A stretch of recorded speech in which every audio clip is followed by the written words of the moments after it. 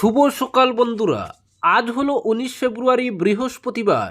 আজকের সকালের বিশেষ বিশেষ খবর হলো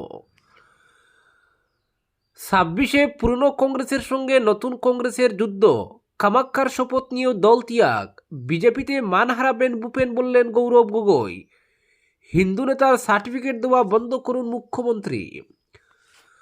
মা কামাক্ষার শপথ নিয়ে বরদুয়া তানের শপথ নিয়ে কেউ কি করে বিজেপিতে যেতে পারেন, কিন্তু কোনোদিন বিজেপিতে যাব না বলে কামাক্ষার শপথ। বরদুয়া থানের শপথ নিয়ে যিনি কংগ্রেস থেকে পদত্যাগ করে একদিনের মধ্যে বিজেপিতে যোগ দিতে পারেন, তার কথা কতটা গ্রহণযোগ্য হতে পারে নিজেরাই বুঝে নিন।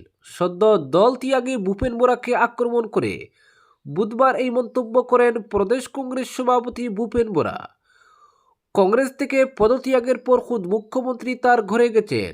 এরপর 22 ফেব্রুয়ারি বিজেপিতে যোগ দেওয়ার কথা ঘোষণা করেন ভূপেন। তাই প্রদেশ কংগ্রেস নেতারা আজ রাজীব ভবনে এক সাংবাদিক বৈঠকে ভূপেনের তীব্র সমালোচনা করেন। তরুণ তনয়ের দাবি, বিজেপিতে সম্মান পাবেন না ভূপেন। তিনি বলেন, অগপ যেভাবে হারিয়ে গেছে, প্রাক্তন মুখ্যমন্ত্রী সর্বানন্দ সোনোয়াল গুরুত্ব পাচ্ছেন না, হোর্ডিংয়েও দেখা যায় না তার ছবি। বিজেপিতে একই অবস্থা হবে ভূপেনেরও। কংগ্রেস ছেড়ে যাওয়া অনেকেরই ওই হাল হয়েছে বিজেপিতে। গৌরব বলেন, এবার নতুন কংগ্রেসের সঙ্গে পুরনো কংগ্রেসের যুদ্ধ হবে। ভূপেনকেও বুটের ময়দানে দেখা যাবে ভুয়ো কংগ্রেসীদের সঙ্গে। একই সঙ্গে মুখ্যমন্ত্রীকে টার্গেট করে তার মন্তব্য, কিছুদিন আগে নারী জাতিকে অপমানের অভিযোগে ভূপেন বোরা, মীরা ঠাকুর, দেবাব্রত শইকিয়ার বিরুদ্ধে মামলা করেছেন মুখ্যমন্ত্রী। মহিলা কমিশনকেও তদন্ত করতে বলেছেন। দেবাব্রতর ঘরে যান পুলিশ, মীরাকেও ডেকে পাঠানো হয়। তখন নারীর অসম্মানের কথা বলে মুখ্যমন্ত্রী কত গালি গিয়েছেন ভূপেনকে। কিন্তু নারীকে অসম্মান করা নেতা এখন মুখ্যমন্ত্রীর কাছে হিন্দু নেতা হয়েছেন। মুখ্যমন্ত্রীকে গৌরবের তীব্র আক্রমণ, আপনাকে অনুরোধ করছি, হিন্দু নেতার সার্টিফিকেট বিলানো ছেড়ে দিন। যিনি নারীকে অপমান করেছেন বলে লজ্জিত হলেন আপনি, তাকেই দলে স্বাগত জানাচ্ছেন, আবার আখ্যায়িত করছেন হিন্দু নেতা হিসেবে। হিমন্ত রাজনৈতিক হিন্দু, আসামের জিন্না। কে হিন্দু নেতা আর কে হিন্দু নেতা নন, এর প্রমাণপত্র দেওয়ার যোগ্যতা নেই তার। হিমন্ত ভূপেনকে টেনে তার কটাক্ষ, দুই নেতার যে অভিনয়, একজন কামাক্ষা বরদুয়ার শপথ নেওয়ার কথা বলেন, অন্যজন নারীর অসম্মানের কথা বলে মামলা দায়ের করেন, কিন্তু দুজনেরই মুখোশ খুলে গেছে এখন। দাদাভাই এবার একই মঞ্চে থাকবেন। অপরদিকে কংগ্রেসে পবিত্রতার পরীক্ষা, রকিবুলকে টার্গেট ভূপেনের। বিজেপি দিলে 50 কোটি টাকা নেব, বাবার নামে স্টেডিয়াম করব। কংগ্রেস ছেড়ে গেরুয়া শিবিরে আশ্রয় নেওয়ার সিদ্ধান্ত নিয়েছেন তিনি। আজীবনের নীতি আদর্শের সঙ্গে আপোষ করে এখন থেকে চলবেন হিন্দুত্ববাদী বিচারধারায়। তাই দল ত্যাগের পর ভূপেন বোরা এখন টার্গেট হয়েছেন কংগ্রেস নেতারা। কিন্তু খুদ ভূপেন মনে করেন, কংগ্রেসে এখন নেতাদের পবিত্রতার পরীক্ষা চলছে। যিনি ভূপেন বোরাকে যত খারাপ গালি দিতে পারবেন, তিনি ততটা খাস হবেন গৌরবের। বুধবার নিজের বাসভবনের সাংবাদিকদের কাছে এই মন্তব্য করেন কংগ্রেসের সদ্য দল ত্যাগী নেতা। খুদ গৌরব গগৈও এখন সমালোচনা করছেন তার। তাতে ভূপেনের প্রতিক্রিয়া, আমার করে গৌরবকে বলেছি, প্রার্থিত্ব প্রত্যাশীদের কাছ থেকে 700 আবেদন নিয়েছ, এর মধ্যে 26টি কেন্দ্রে লড়তে পারবে না, শরিকদের ছেড়ে দিতে হবে। তাই টিকিট বঞ্চিতরা তোমার কুশপুল দাহ করবে, টিভিতে গালি দেবে। বিকি দত্ত, রকিবুল হোসেন প্রত্যাশীদের কাছ থেকে টাকা নিচ্ছেন। আবেদনের সঙ্গে নেওয়া হয়েছে 50,000 করে, তার উপর নেতাদের ঘরে যাওয়া আসার খরচ, অনেক গালি শুনতে হবে।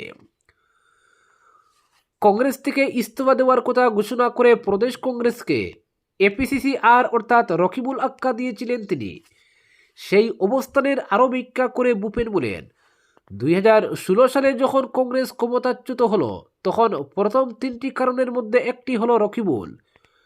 বিজেপিতে 3টি পোস্টার লাগিয়েছিল, তার একটি ছিল গন্ডারের রক্তাক্ত কাটামাথা, আর পাশে রকিবুলের কাঁধে হাত রেখে দাঁড়িয়ে হাসছেন তরুণ গগৈ। সেই ছবি দেখে বিধ্বস্ত হয়েছে কংগ্রেস। 21-এর নির্বাচনের শোচনীয় ফলাফলের কথা টেনে তিনি বলেন, 21-এর ভোটের আগে প্রদ্যুৎ বরদলৈর গড়ে বৈঠক করে দেবাব্রত, রানা গোস্বামী, খালেক, রানী নরহ মিলে চিঠি লিখে হাইকমান্ডকে জানালাম, এআইইউডিএফের সঙ্গে জোট চাই না, জোট হলে উজান আসামে বিধ্বস্ত হবে কংগ্রেস। প্রয়োজনে বুটের পর জোট হতে পারে, কিন্তু বুটে জোট হলো এআইইউডিএফের সঙ্গে, বিধ্বস্ত হলো কংগ্রেস। উজানে মাত্র 4 জন জয়ী হন। রকিবুল ছিলেন তখন জোটের অন্যতম হুতা। ভূপেন বলেন, গত লোকসভা ভোটের আগে আজমনের সঙ্গে জোট ভেঙেছি আমি, কিন্তু সবচেয়ে বেশি লাভবান হয়েছেন রকিবুল। কিন্তু দিল্লিতে গিয়ে প্রদেশ সভাপতির পদ থেকে সরাতে স্বাক্ষর করেন তিনি। উপনির্বাচনে বিহালিতে কাকে টিকিট দিলেন গৌরব রকিবুল মিলে, যিনি কংগ্রেসের প্রাথমিক সদস্যও নন। বিধানসভা ভোটের আগে বিরোধী জোট গঠনের দায়িত্ব থেকে সরে গেলাম আমি, কিন্তু 9 ফেব্রুয়ারি ফের আমাকে জোট গঠনের দায়িত্ব দেওয়া হলো।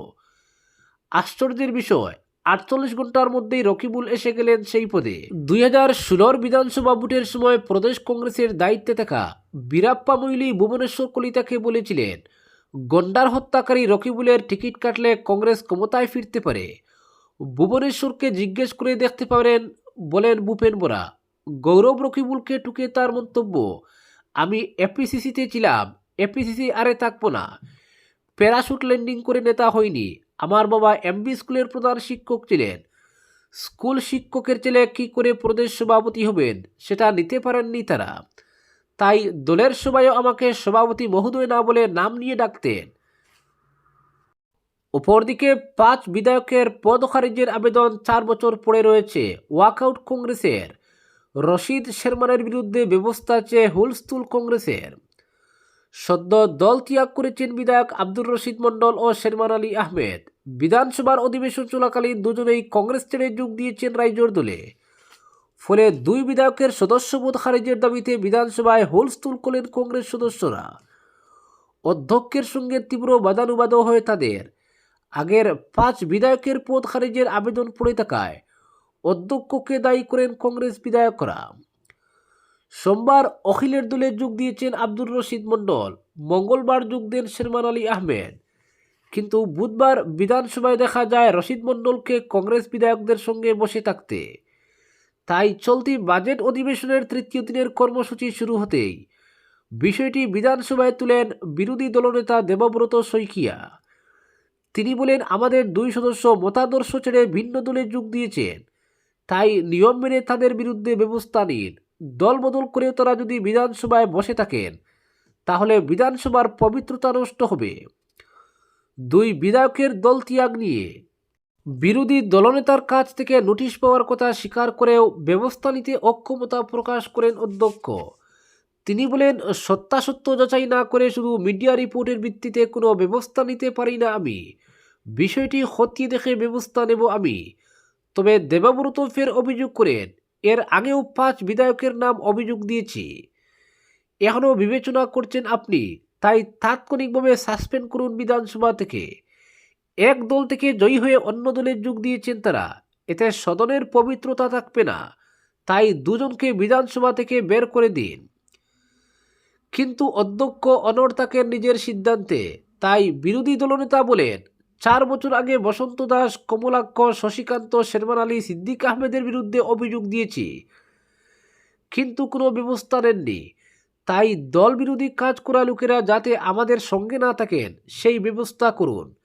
কিন্তু অধ্যক্ষ বলেন, দল বিরোধী কাজের দায়ে বিধায়কদের কেন বহিষ্কার করা হয় না দল থেকে? আপনারা সাসপেন্ড করে রেখে দেন, বহিষ্কার করেন না। অধ্যক্ষের পর ছেড়ে দেন, গণতন্ত্রের পক্ষে সেটা ঠিক নয়। তাদের বহিষ্কার করা হয়নি, অন্য দলে যোগও দেননি। কিন্তু অধ্যক্ষের কথায় আশ্বস্ত হননি কংগ্রেস বিধায়করা। জাকির হোসেন শিকদার, নুরুল হুদারা তীব্র আপত্তি করেন, কিন্তু বিরোধী দলনেতার নোটিশ গ্রহণ করে সঙ্গে সঙ্গে 2 বিধায়কের উপর ব্যবস্থা নেওয়া সম্ভব নয় বলে জানিয়ে খতিয়ে দেখে ব্যবস্থা নেওয়ার কথা বলেন অধ্যক্ষ। ফলে অধ্যক্ষের সঙ্গে বাদানুবাদে জড়িয়ে শেষ পর্যন্ত বিধানসভা থেকে ওয়াকআউট করেন কংগ্রেস সদস্যরা। অপরদিকে কাল কাটিগড়ায় কেন্দ্রীয় স্বরাষ্ট্রমন্ত্রী, প্রস্তুতি চূড়ান্ত। কেন্দ্রীয় স্বরাষ্ট্রমন্ত্রী অমিত শাহর অনুষ্ঠানকে কেন্দ্র করে কাটিগড়ার ভারত বাংলা সীমান্তবর্তী নাতানপুরে সাজো সাজো রব। শুক্রবার সকাল 10টায় নাতানপুরে উপস্থিত হবেন কেন্দ্রীয় স্বরাষ্ট্রমন্ত্রী। প্রায় শেষ পর্যায়ে প্রস্তুতি পর্ব, দফায় দফায় চলছে প্রশাসনিক বৈঠক। অনুষ্ঠানকে গ্র্যান্ড সাকসেস করতে তৎপর জেলা এবং কাঠিগোড়া বিজেপি নেতৃত্ব। বিজেপির পতাকায় সাজিয়ে তোলা হয়েছে রাস্তার দুপাশ। এই প্রথম কোনো কেন্দ্রীয় স্বরাষ্ট্রমন্ত্রী কাঠিগোড়ায় আসছেন ভাইব্রেন্ট ভিলেজ প্রোগ্রামের শুভারম্ভ করতে। এখানকার ভারত বাংলা সীমান্তে আসছেন অমিত শাহ। এই অনুষ্ঠানকে কেন্দ্র করে সীমান্ত গ্রাম নাতানপুরে এখন জোর ব্যস্ততা। বিশাল প্যান্ডেল, মঞ্চের পাশাপাশি গড়ে তোলা হয়েছে দুটি হেলিপ্যাড। মঞ্চ এবং প্যান্ডেল তৈরির কাজ প্রায় শেষ পর্যায়ে, চলছে তুলির শেষ টান। নাতানপুরে যাওয়ার রাস্তার দুপাশে উঠছে বিজেপির পতাকা। দফায় দফায় চলছে নিরাপত্তা নিয়ে প্রশাসনিক বৈঠক। স্নিপার ডগ নিয়ে অনুষ্ঠানস্থলে ঘন ঘন ঘুরছেন গোয়েন্দা বাহিনীর জওয়ানরা। প্রশাসনিক পর্যায়ে তো বটেই। বুধবার প্রস্তুতি পর্ব খতিয়ে দেখেন কেন্দ্রীয় মন্ত্রী অজয় তামতা, শিলচরের সাংসদ পরিমল শুক্লবৈদ্য। এদিন নিরাপত্তার দায়িত্বে থাকা আধিকারিকরা বিজেপি কর্মকর্তার সঙ্গে এক বৈঠকে মিলিত হন। বৈঠকে নিরাপত্তা নিয়ে বিস্তারিত আলোচনা হয়। প্রশাসনিক আধিকারিকরা ছাড়াও এই বৈঠকে উপস্থিত ছিলেন জেলা বিজেপির 2 সহসভাপতি অমরজিৎ চক্রবর্তী, বিপ্লব কান্তি পাল। বিপ্লব কান্তি পাল জানান, অমিত শাহর এই অনুষ্ঠানকে সফল করতে পুরো শক্তি নিয়ে মাঠে নেমেছে জেলা বিজেপি সহ কাটিগড়ার 4 মণ্ডল কমিটির কর্মকর্তারা। জেলা বিজেপির 4 কর্মকর্তা কাঠিগোড়ায় ক্যাম্প করে রয়েছেন। কালাইন মণ্ডল বিজেপির সভাপতি নিত্যগোপাল দাস জানান, প্রাথমিকভাবে 50,000 লোক সমাগমের টার্গেট রাখা হলেও বর্তমানে যেভাবে মানুষের উৎসাহ দেখা যাচ্ছে তাতে লক্ষাধিক লোকের সমাগম হবে বলে আশা করা হচ্ছে। কেন্দ্রীয় স্বরাষ্ট্রমন্ত্রীকে সরাসরি দেখতে স্বতঃস্ফূর্তভাবে অনুষ্ঠানে আসবেন লোকজন। তিনি জানান, স্বরাষ্ট্রমন্ত্রী সীমান্তে থাকা বিওপিতেও যাবেন। কর্তব্যরত বিএসএফের পাশাপাশি স্থানীয় লোকদের সঙ্গে মত বিনিময় করার কথা রয়েছে তার। বৃক্ষরোপণও করবেন তিনি। অনুষ্ঠানস্থলের পাশেই 2টি হেলিপ্যাড তৈরি করে রাখা হয়েছে। গুমড়া নাতানপুর পূর্ত সড়কের পর ব্ল্যাক টপিংয়ের প্রলেপ দেওয়ার কাজও চলছে। রাস্তার দুপাশে সারি করে লাগানো হয়েছে বিজেপির পতাকা সহ কেন্দ্রীয় স্বরাষ্ট্রমন্ত্রী এবং মুখ্যমন্ত্রীর বিশাল বিশাল কাটআউট। অনুষ্ঠানস্থলে পানীয় জলের ব্যবস্থা সহ উপস্থিত লোকদের জন্য শৌচাগারের ব্যবস্থাও করেছে প্রশাসন। ক্ষেতের মাঠে যানবাহনের পার্কিংয়ের ব্যবস্থা করা হয়েছে। বৃহস্পতিবার বিকালের মধ্যে অনুষ্ঠানস্থল পুরো তৈরি হয়ে যাবে। সূত্র জানিয়েছে, নাতানপুরে কেন্দ্রীয় স্বরাষ্ট্রমন্ত্রীর অনুষ্ঠান হলেও আজ রাতেই শিলচরে এসে পৌঁছাবেন তিনি। শিলচরে রাত কাটিয়ে আগামীকাল সকালে নাতানপুরের অনুষ্ঠানে যোগ দেবেন স্বরাষ্ট্রমন্ত্রী। আজকের বিশেষ বিশেষ সংবাদ এখানেই সমাপ্ত।